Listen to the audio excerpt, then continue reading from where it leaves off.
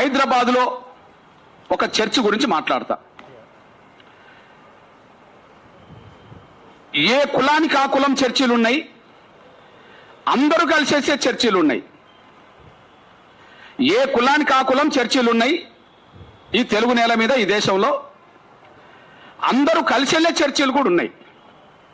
Example, హైదరాబాద్లో ఒక చర్చిలో ఎస్సీ క్రైస్తవులు పోతున్నారు, అందులోనే కొంతమంది బీసీ క్రైస్తవులు పోతున్నారు, అందులోనే ఎస్టీ క్రైస్తవులు పోతున్నారు, అందులోకే ఓసీ క్రైస్తవులు కూడా పోతున్నారు.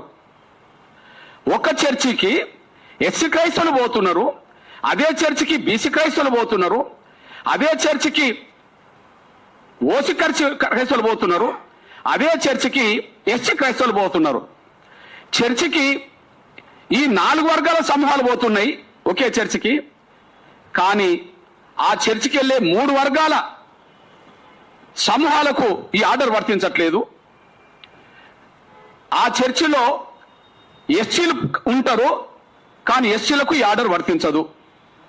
అదే చర్చిలో బీసీలు ఉంటారు, ఈ ఆర్డర్ వర్తించట్లేదు.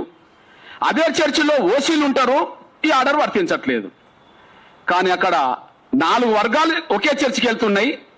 ఒక వర్గం మీద మాత్రమే మీరు హిందువులు అయితేనే మేము ఇస్తాం, మీరు క్రైస్తవులు అయితే మేము ఇవ్వమని చెప్పి ఈ ఆర్డర్ రావడం అంటే బీసీ క్రైస్తవుల మీద లేని, ఎస్సీ క్రైస్తవుల మీద లేని, ఓసీ క్రైస్తవుల మీద లేని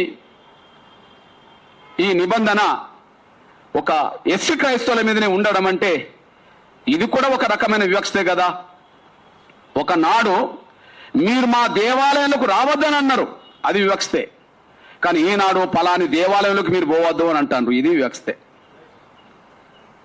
ఒకనాడు మా దేవాలయానికి రావద్దన్నారు దళితుల్నే, కానీ ఈనాడు మీరు పలాని దేవాలయాలకు వెళ్ళొద్దని అంటుండ్రు.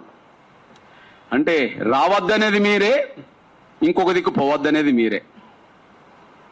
ఇది ఎంత అన్యాయం,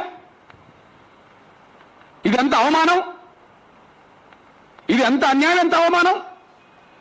ఈ దేశంలో ఏదైనా హిందూ దేవాలయాలకి రాకుండా ఎవరిని అడ్డుకున్నారో? దళితుల్నే.